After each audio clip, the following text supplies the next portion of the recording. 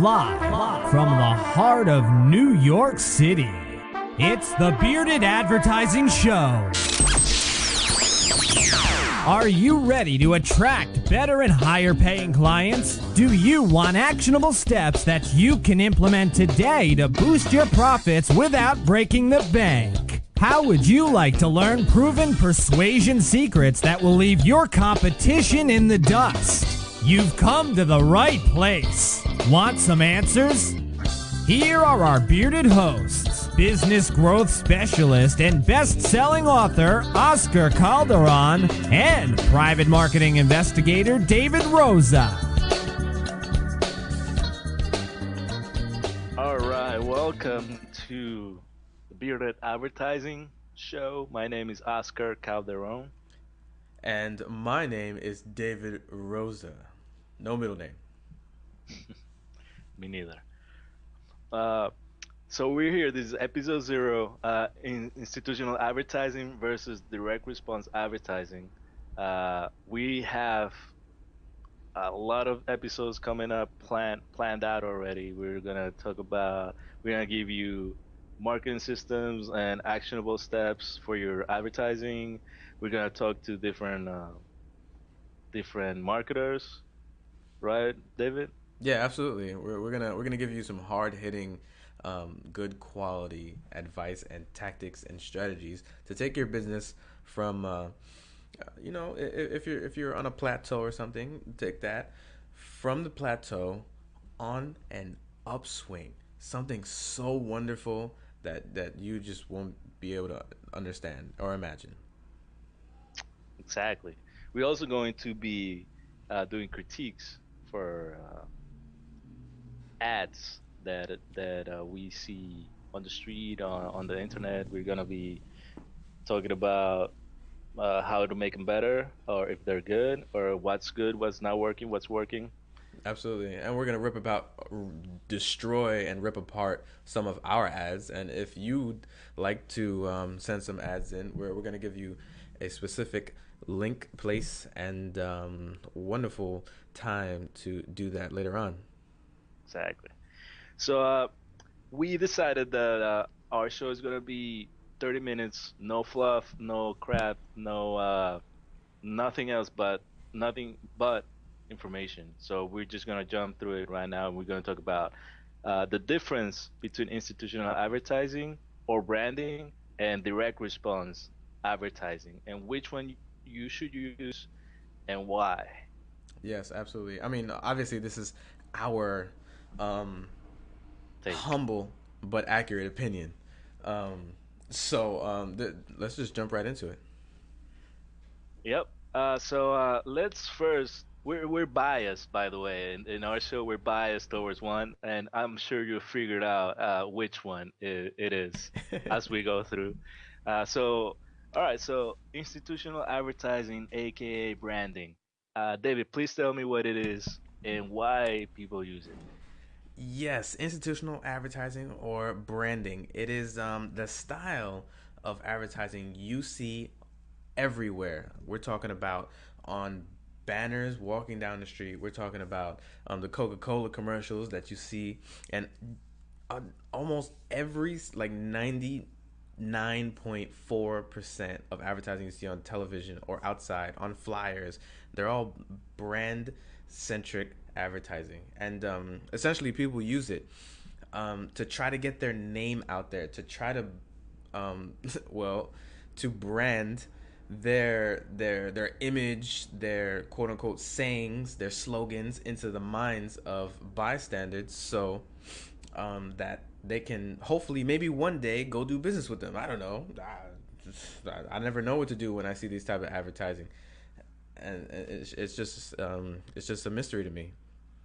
Yeah, it's basically like you said, it's me advertising. It's like, this is me, come to my place of business. Absolutely. I give you no reason whatsoever. I have like this funny thing, smart thing to say to you with nothing else. Yeah, they have these cutesy slogans and stuff. They tell me that their car is very nice. It's good to ride, but they don't tell me where to go get it or why.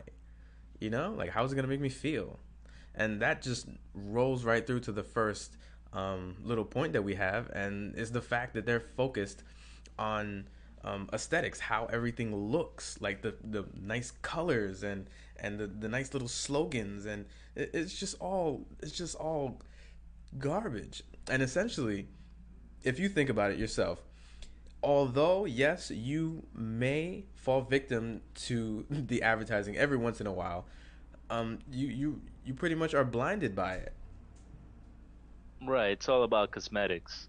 It's all about aesthetics. It's all about how it looks. It's all about uh, the advertising people that create these big commercials and big billboards. They're all focused on getting awards and winning, and their peers telling them how smart your ad is, how they didn't think about it, how unique it is, but it is not based on results and Yeah, on sales. yeah, absolutely. I mean, if I'm gonna sit here and pay for advertising, I want to know if my ad dollars are working for me or am I working for the ad dollars. I mean, please come tell me. Exactly, and that's the second point of institutional advertising, or aka branding, uh, the fact that it is not trackable or measurable at all. Yeah, absolutely. I mean, like I said, if I spend $1,000 on an ad, whether it be Valpak, oh, I know you guys love Valpak, or Yellow Pages, um, how do I know if it's gonna work for me? How do I Right. know? You don't. And exactly, you don't. And oh my goodness, if you go to Madison Avenue, they are so afraid of measurable results that they will try to sell you brand awareness. It's crazy. They're gonna sit there and sell you hopes and dreams, and you will eat it up. Because guess what? These big advertising agencies make millions and bajillions of dollars on the ignorance of the average human being. Exactly. Sadly, the regular business owner is not aware, and as because they see other businesses using branding or institutional advertising, they think that that's what they have to use, Mm-hmm. and they make the mistake, and they fall prey to these big agencies telling them that, top of mind is what sells. Oh, you should be top of mind, or you should be out there. Your name should be out there, but they don't focus on sales and people coming into your store and buying something. Yeah, and come on, like it's just horrible. That's why advertising gets a bad rap, because you pay for ads and then you get zero results, because one, you can't track it, you can't measure it, and two, you just don't know if it works. So therefore, you think advertising doesn't work, but we will explain to you how it will work for you and your business a little bit later. But I'll get back to that in a minute. Let's talk about the Price. price. Yeah, institutional advertising, as we were talking about, is not trackable. Therefore, uh, is very expensive since you don't know how much money it's how much money that you're putting in is coming back. You have no idea uh, how to track it because, as we talked about, it's not trackable. Yeah, so then you just splurge money, money, money, money, money. And if you have a lot of capital and you believe that advertising will work for you, then run away from these guys. Please, run, run, run, run, run. But the next point has to do with the fact that they're not targeting anything or anybody in particularly.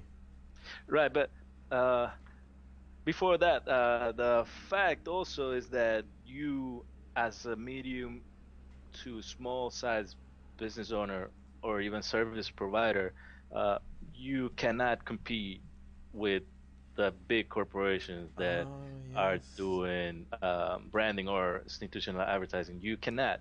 They have uh, tons of money Yeah, they to have those deep to pockets. blow. Yeah, on branding, so you shouldn't focus. You shouldn't try to fight the pizzeria, the big franchise pizzeria right next door. You shouldn't try to Mm-hmm. fight it with branding because you don't.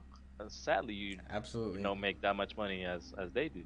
Average Joe's Pizzeria should not be fighting with Domino's down the block with big cutesy slogans. Listen, Right. no, nobody cares, man. We're getting to that. And like you said, before I cut you off, Rudely David. interrupted me. It's perfectly fine. Institutional advertising is not targeted at all. So please keep going. Yeah. Enlighten It's me. not. Um, I mean, are they targeting children or are they targeting the seniors? We never know. We don't know. It's true. It's true. Big the branding, the branding and institutional advertising is just it's not targeted at all. It just goes out to get as many people as you can. But we'll see the fix later on with Yeah. direct I mean, response advertising. honestly, I think we've exhausted this whole branding thing. Yes, Coca-Cola, they love sending out flyers. All their business cards look the same. Everything looks exactly the same. All the competitors, all your friends, everything looks exactly the same. There's no differentiation. I think we should just get on with it and like just show them or show whoever wants to know. That means you how to make advertising work. Let's get it. Let's get it going. All right, so let's move on to the thing that drives us, the thing that compels us, and the things that persuades us to spend money, and it is direct response advertising. And what is direct response advertising? Please, please, David, tell us. Please, we need to All know. right. Yes. I forgot. I have absolutely no clue what this is. No, I'm totally joshing it. Direct response advertising is a type of advertising with specific elements in it. Essentially, you're speaking directly to the target audience that you want to attract, right? So, for example, if I want to attract someone into my pizzeria, I want someone who obviously is interested in pizza and wants it fast. So I'm gonna call them out with some call to action so they can respond immediately. And it is very important that we get into the elements in a minute. But let me ask Oscar, why should we even bother using this type of advertising? Right, we should use direct response advertising 100%, of course, because we 100% biased, and not because we don't have a reason, but because it helps, and there's proof that it helps business owners bring bigger return on investment.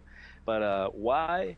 Because it asks for an action. Direct response, as it's stated in the name, it asks for a response. It asks for an action, and because of that, you are able to track it. Unlike branding or institutional advertising, you Mm-hmm. can track to the cent how much money that you're spending is coming back to you to your pockets. Okay, yeah, absolutely. So essentially, you're saying that branding, you can't measure it at all, and direct response advertising, you can measure it to the very last cent. Therefore, if you're a small player, you know exactly if your advertising is working or not. Exactly. And there's different elements that you could use in your ads, so you know how many people are coming, uh, have taken the action that you asked them for, whether it's a phone call that you ask on your ad, or you ask them to come to your business, or you ask them to fill out a form, Mm-hmm. uh, or send a letter. There's different elements that you could integrate in your ad, so you know which one is working and how many people are coming in, or are calling your place or filling out the form. You, Mm-hmm. Mm-hmm. yeah. Absolutely. And to expand a little bit on the specific elements of direct response advertising, the entire just world of direct response ads, like everybody knows who use this type of advertising that there are specific elements. Um, this means you use these elements in every type of marketing piece that you create, whether it be a small classified ad or um, a letter or a Facebook ad or a Valpak ad, a space ad in a newspaper, it doesn't matter. These elements are specific for a reason. And to quickly go over a couple of them, the first is having a reason for your ad. Why is it that you want to advertise in the first place? Do you want people to come in, like Oscar said? Do you want them to call? Do you want them to juggle jelly beans? It doesn't matter what it is. You have to have a reason for the letter. Now, the second element is speaking to the individual as if you're talking to one specific person. Now, if I were to be speaking to you right now and saying, hey, these guys want to know this, or maybe all of them want to know how to eat burgers the right way with a knife and a fork, I'm not speaking to you personally.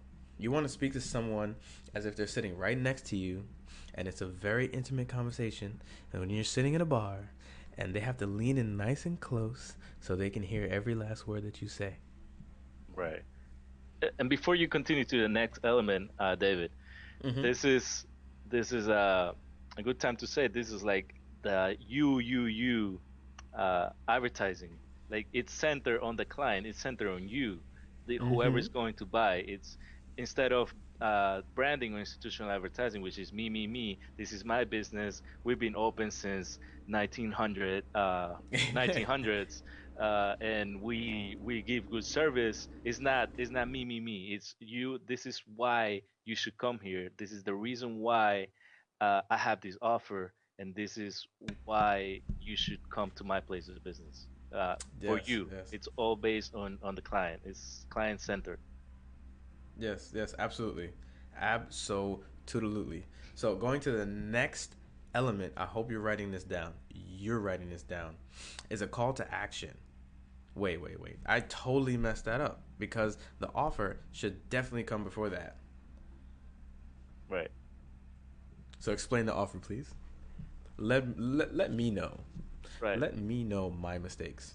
On the elements of direct response advertising, you should have an offer. You should know what you're selling, where you're giving the client, where you're providing the client, and there's a specific offer that you have to put on the ad, and you have to put all the benefits on the offer centered to the client. What are the benefits that they're looking for, and how your product makes their life easier, and Yeah. how it benefits them. Absolutely. And the amazing offer has to be irresistible. You Right. have to offer something that might actually make you a little sick if you don't provide the value that you're offering. So, for example, if you do run a pizza shop, you can give out one free entire pie if somebody orders garlic knots, or the other way around. It should be something so irresistible that they would be insane not to take you up on. Right. But wait, David, that doesn't that mean that you're losing money if you're giving away such a thing? And Whoa. the thing is though that uh, not not many business owners know about the lifetime value of their Mm-hmm. clients. Once you know the lifetime value of a client, which we'll talk about in an upcoming episode, Mm-hmm. and you know that you're not losing money if you're giving away a whole pizza pie just for like a order of garlic knots. You know that they're gonna come back. You're gonna give a good service. They will coming back at, maybe once a month for 5 years, making you probably $100, $200. Then you are not losing money on Yeah, that is absolutely not. irresistible offer. I mean, we're gonna get into that. That's gonna be one of my favorite episodes because there are only three ways to grow a business. And Yep. oh boy, man, we've got to get through these elements though. We're never gonna get through these. All right, so the next one, which I completely destroyed and botched, was the call to action. So let me recap really quick. The first is having a reason for the letter. The second is understanding that you're speaking to one person. The third is having an irresistible offer, something insane, disgusting. People, everybody would be insane not to take you up on it. And the fourth is the call to action. Have an easy, very easy way for them to respond to your offer. That means actually telling them what to do. Now, listen, if you don't tell them what to do, then you're at the mercy of how they buy. So it's kind of weird how that works, but naturally we don't know what to do. We as human beings, we just hate making decisions. It takes too much brain power. It hurts. It hurts. You don't get it? You don't. It hurts. It We love to be hurts. led, right? Yes, we all silently want to be led all the time. So lead them. Tell them exactly what you want them to do. Come down tomorrow night. Exactly. That rolls directly into the next one, which is the deadline. Tomorrow night. Did you hear me? I said tomorrow night. That's the only time you can come and redeem this offer. Having a deadline, which is the fifth specific element, is essential to getting action fast. And that's a huge, huge, huge psychological trigger, which I know, David, it was a topic that you love so much.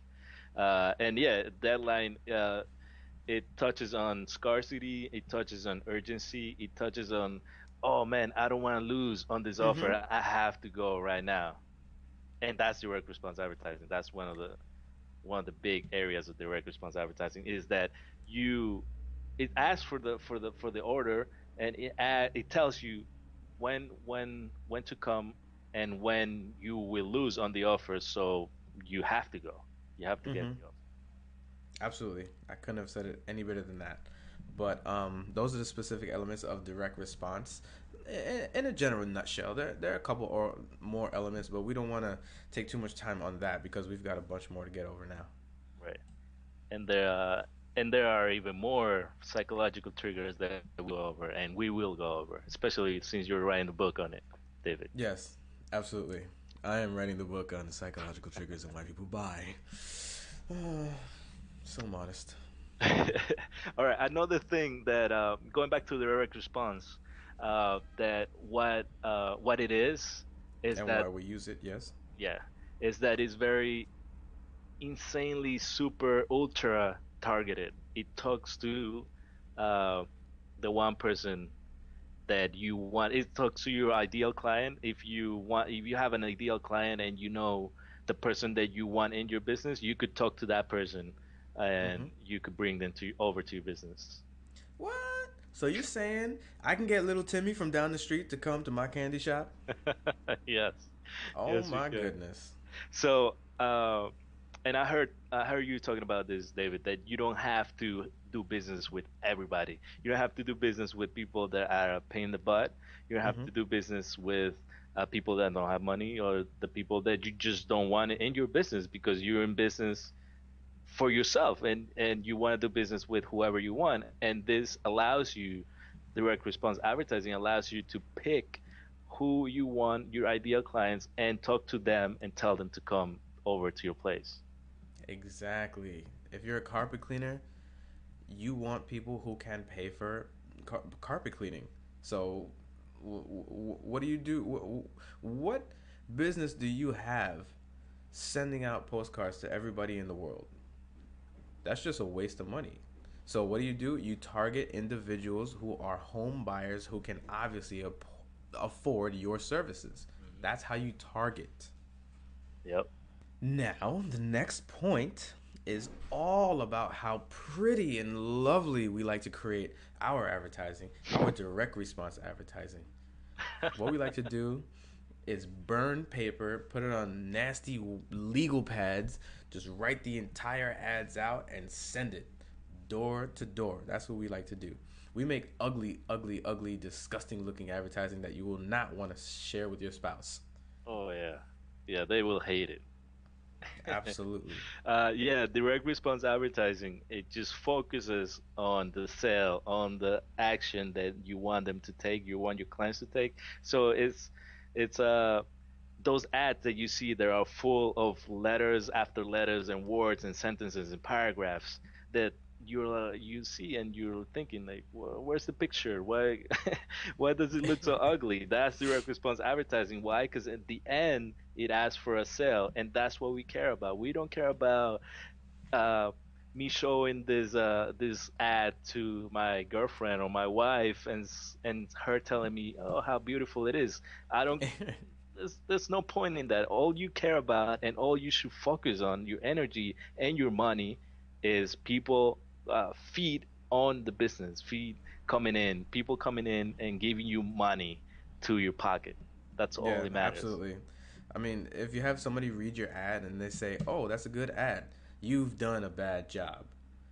You want somebody to say, "How do I get this?" Right. Exactly. And you don't do that with nice fancy pictures. You have to actually we're going to get into all that good stuff because the next part is all about being persuasive and getting them to understand that they need your services. They need your products. Because direct response advertising is persuasive and extremely compelling. Oh yeah.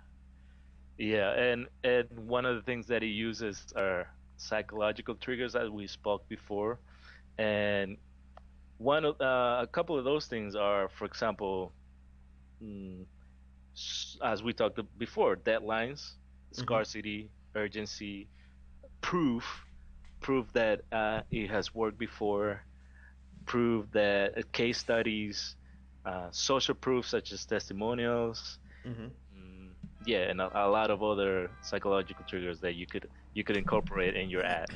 Yeah, I mean, it can be. This is like a wild thing, but this is a direct response strategy. Let's say you have a storefront and there's a parking lot out.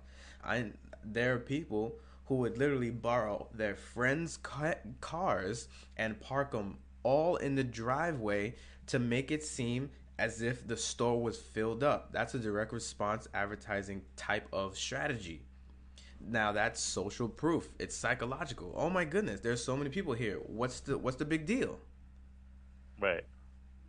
It's crazy how you can use these things not necessarily in letters, but just the psychology of using all these triggers and in just everyday life. Just and a good book to read about all of this, just psychology in general, is Robert Cialdini's Influence.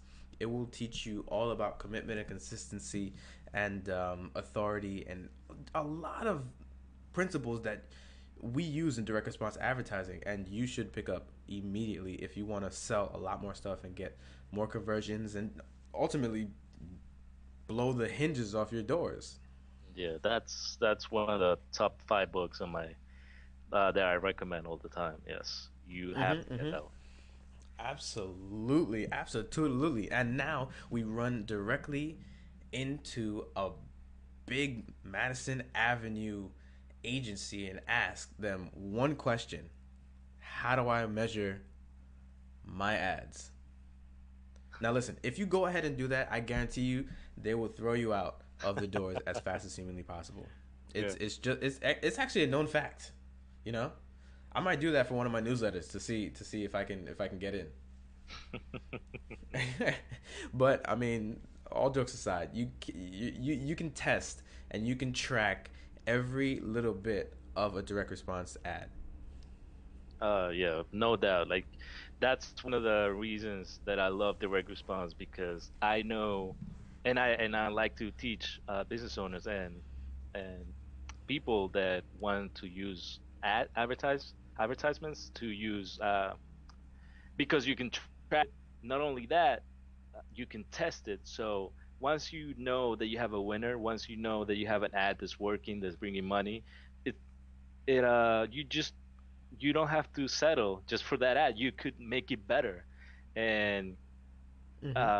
a way to test it is, for example, you get two ads that look the same, and you just change one aspect at a time. You change one headline from one ad, and then make a headline different, maybe targeting a different pocket of people or at a different angle, and you can test it. And then you send it out, and then you know by how many people are coming from, and you know which ad is working better. Not Yeah, only that, you could change, you could test the offer, you could test the bonuses, you could test uh, the deadline, you could test anything you want, as long as it's just one at a time. Mm-hmm. Absolute. Oh my goodness, no doubt about that. I mean, and here's a little bit of inside baseball. For the ad, whatever ad, what it doesn't matter what it is, whatever marketing piece or advertisement that you use that works the best, it's called a control. So you're always trying to beat the control, which is the best ad that you have. And no matter what, you always want to keep improving that the best you can until it runs dry. And that's something we like to work on all the time. Yep. The next point actually goes back to some of the psychological triggers, which is scarcity and deadlines, and actually why we use that. Now, the main reason is to get somebody to take action immediately.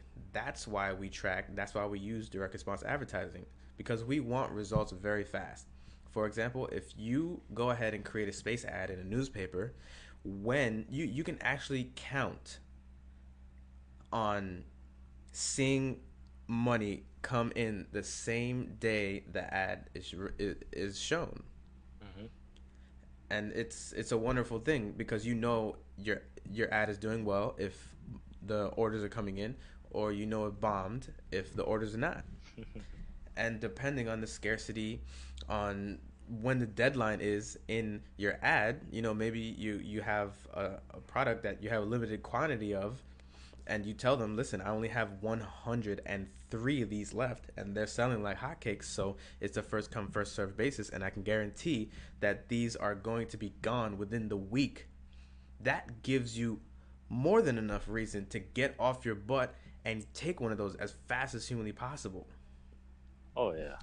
And that's why we like direct response, because hey, we get some fast results. We can test and we know what's going to win very fast Oh in yeah. comparison to the branding stuff. As opposed to branding, which is probably like Pete's Pizzeria around since 1985. This is the phone number, and this is my ad, pretty much.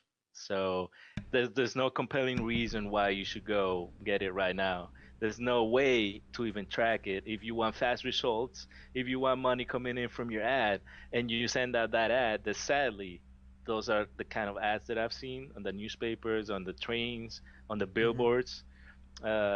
There's no way to know when people are coming in, even if they Mm-hmm. saw your ad. You don't know if your ad is working. You have no idea.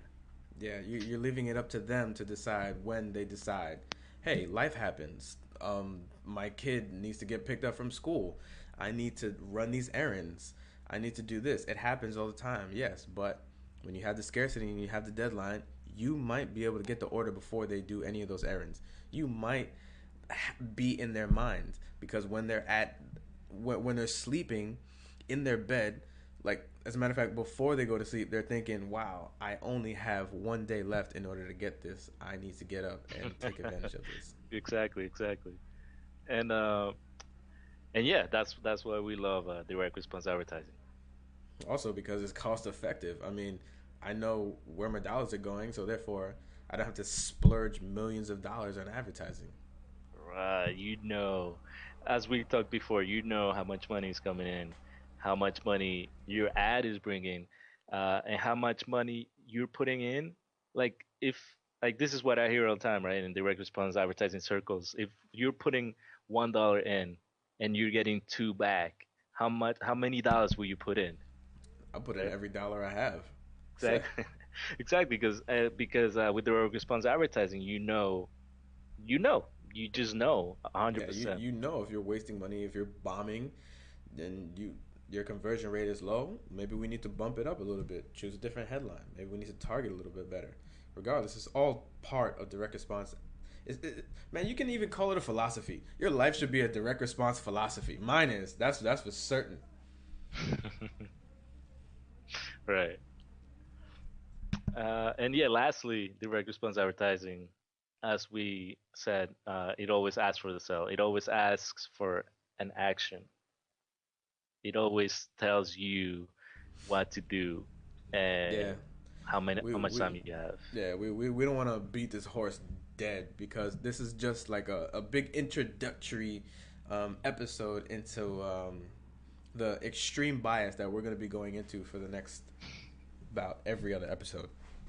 Yeah, and the big thing though, David, that the funny thing and the ironic thing is that once you do direct response advertising, you forget about branding, something happens, right? Once you, as a result of direct response.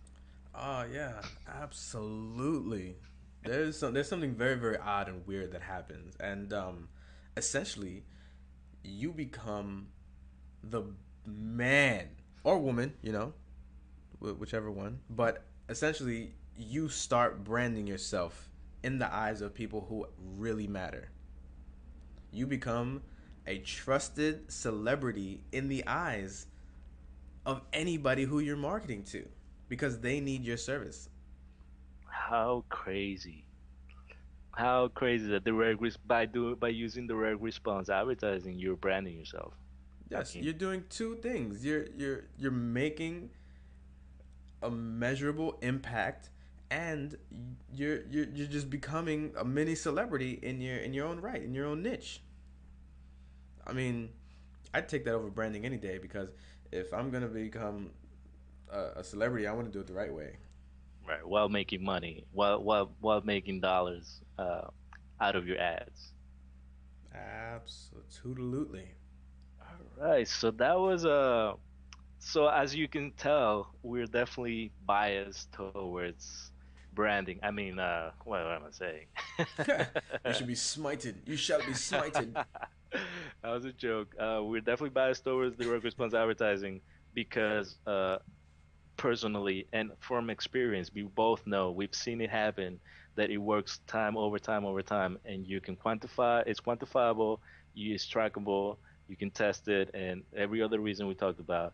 And this is just a taste of what's coming in future episodes. So stay tuned. David, do you have anything to add?